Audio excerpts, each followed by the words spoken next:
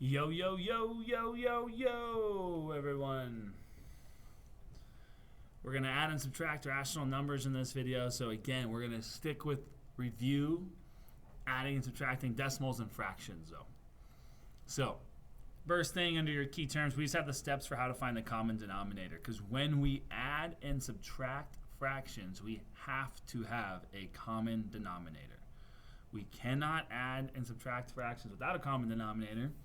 So here's how we find it, and we're going to show some examples of that right now. So, not yet. Sorry, just kidding. We're going to work on decimals first, and then we'll get into the fractions. Okay, but we'll go back to those steps in just a minute. So for decimals are nice just because all we have to do, and maybe we can write this down in our notes with like a little star, is line up the decimal. And that's it. Very, very, very simple. And then we just add and subtract like normal. But we just have to line up the decimal.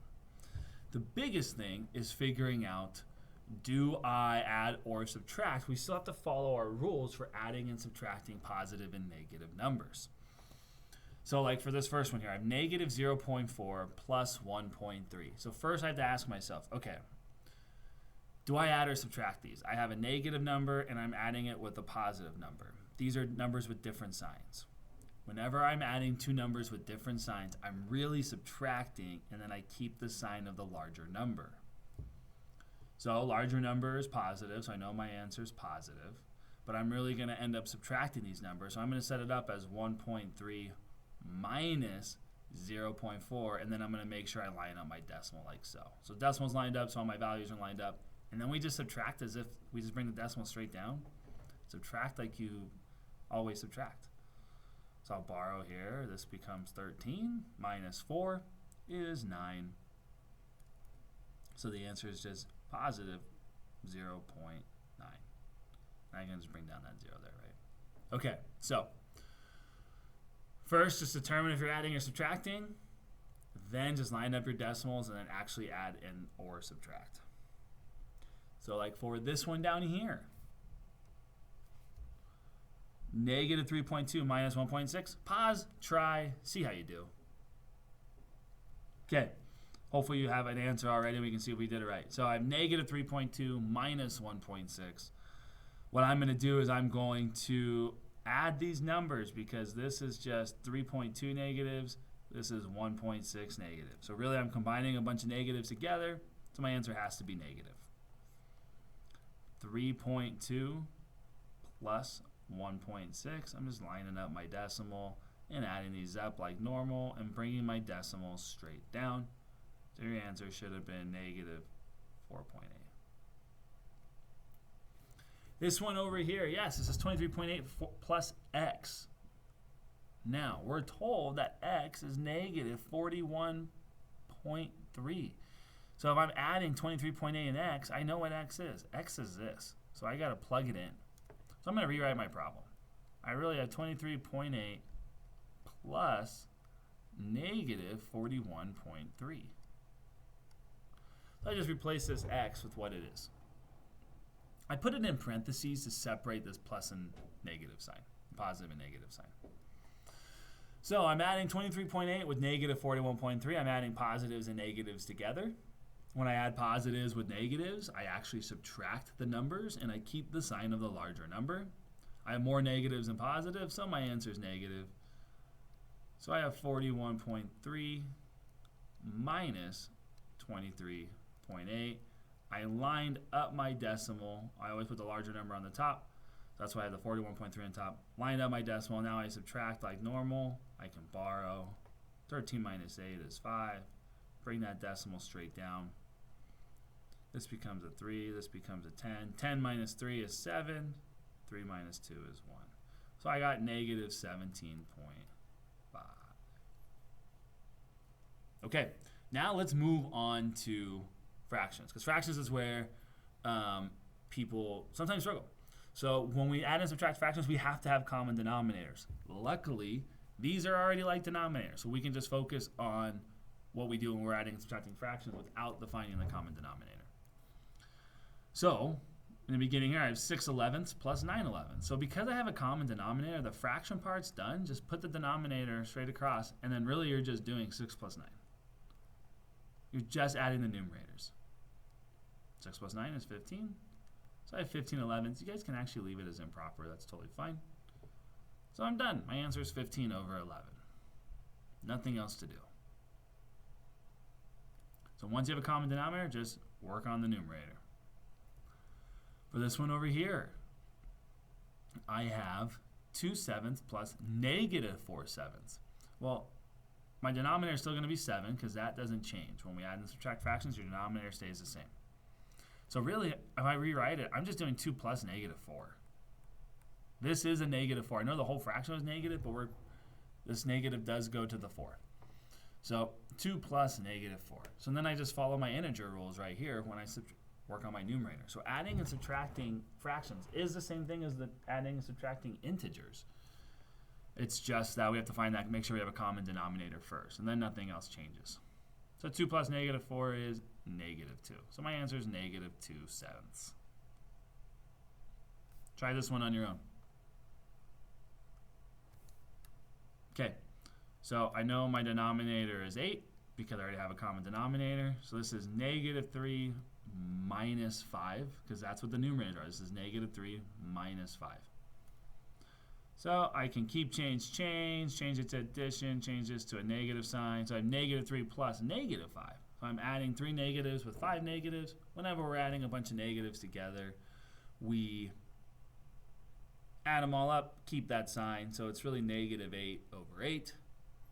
And the nice part is I can simplify 8 over 8 to -1, because -8 divided by 8 is just 1. Negative divided by positive is negative. So -1 is my final answer.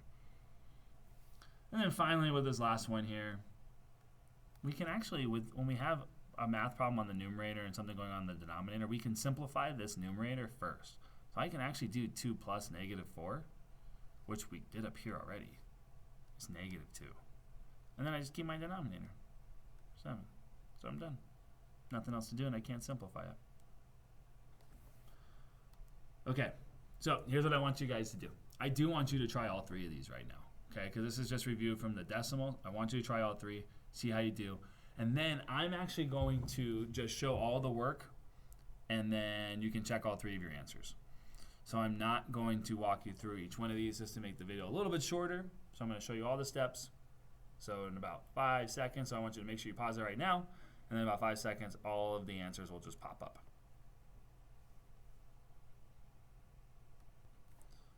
Okay, there's the answers for you.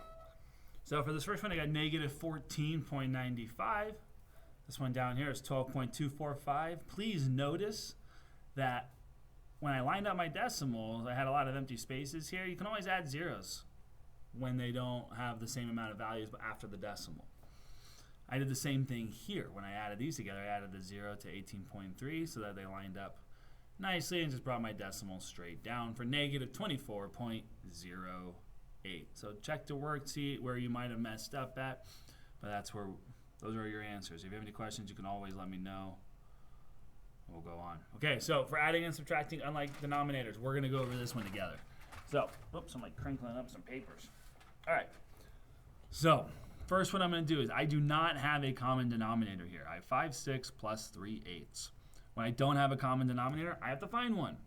I find the lowest common multiple. So, what I'm doing is I'm looking at the larger number and figuring out what are factors, what are multiples of this number here. So if I count by 8s, I have 8, 16, 24, 32. And then I'm asking, when I count by 6s, I have 6, 12, 18, 24. Well, notice how they both have 24 in common. That means 24 is a common denominator. So I can change these fractions with denominators of 24. Now to get 8 to 24 though, I had to do 8 times 3. I'm going to multiply that by 3. So whatever I do to the denominator, I have to do to the numerator, so I had to multiply 3 by 3 to get 9. So 3/8 became 9 over 24, because I just multiplied both the top and the bottom by 3. Now 5/6, so I can't multiply it by 3, because if I multiply it by 3, it's not going to give me the 24. 6 times 4 is 24. So multiply by 4, which means I got to multiply 5 by 4 as well to get me to 20 over 24. So 5, 6 became 20 over 24. These are the same exact thing. They just are written a little bit differently. So now I have my denominator is 24. I add 20 plus 9 to get 29 over 24. I'm done. Don't need to do anything else. Now when we have mixed numbers, we need to change, we don't have to, but I think it's much easier to change the mixed numbers into improper fractions. So to do that, we multiply the whole number by the denominator, and then we add the numerator to that value.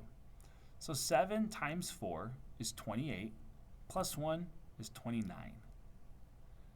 So 7 times 4 is 28, plus 1 is 29, and I keep the same denominator. So that's negative 29 fourths, plus negative 2 times 15 is 30, plus 2 is 32. So that should be negative. I had the negative sign, then I started drawing it. Silly Gradius. So negative 32 over 15. Now I need to find a common denominator. So factors, multiples of 15, 15, 30, 45, 60. So when in doubt, you can always multiply these two denominators and it'll find you your common denominator. 15 times 4 is 60. So I know my common denominators are 60. That's negative something plus negative fraction over 60. So here's what this problem is going to become. Notice I copied the negative sign down, brought my plus sign down, parentheses negative. Everything looks the same. I just changed my denominators to 60. Now what I need to do, though, is in order to make this work, I also have to change this 29. I got to multiply this as well. So I multiplied 4 by 15 to get to 60. So I got to multiply 29 by 15 to get to 60. Just for the sake of time, I'm going to use a calculator. I don't know what 29 times 15 off the top of my head is, but you guys should be working this out to the side because I don't want to make this video super long. It's 435. For this one over here, I had to multiply by 4. So I need to multiply 32 by 4. That gives me 128. So I have negative 435 plus negative 128. So now, because they're both negative and I'm adding both of them, I get to just add them up and keep that sign. So 435 plus 128 is 563 over 60, and my answer stays negative. We'll just leave it at that. Okay, finally, I'm subtracting x, so this is really 2 3/8 minus whatever x is. Well, x is negative 1 5/6. One thing I want to point out, I ran out of room and that looks hideous. Let's fix this. Let me erase some stuff here because I want you to be able to read my handwriting. I apologize. 2 3/8 minus whatever x is. So notice I put the minus sign. Well, x is negative 1 5/6. So notice how I have a double negative here because it's minus x and x is negative. So this is minus whatever x is. I put x in parentheses. So we should see this right now. Right away, I know that a double negative makes a positive. So really, this is just an addition problem, which is kind of nice. Change them to improper. 2 times 8 is 16, plus 3 is 19 over 8. Plus 1 times 6 is 6, plus 5 is 11, 11 over 6. And now I got to find my common denominator. A with 8 and 6, we already did it. It's 24. So I know my answer is going to have 24. It's in the denominator. And now I actually got to change them. I had to multiply this by 3. So that means I got to multiply this guy by 3. Multiply 6 by 4. That means I got to multiply this guy by 4. That gives me 44. 8 times 3 is 24. 19 times 3 is 57. So now I'm just adding my numerators. 57 plus 44 is 101 all over 24. We'll just stop right there. Okay, I know this is a long one, but we're all done. Things to remember: common denominator for fractions.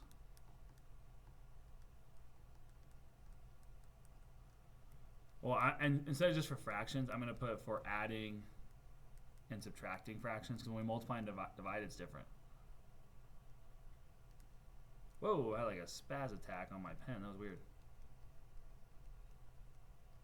So write that in. I need you guys to get the independent practice done. Try your best. Thank you for watching. That's all I got for you guys. So, hope this helped. Let me know if you have any questions. Greedy is out.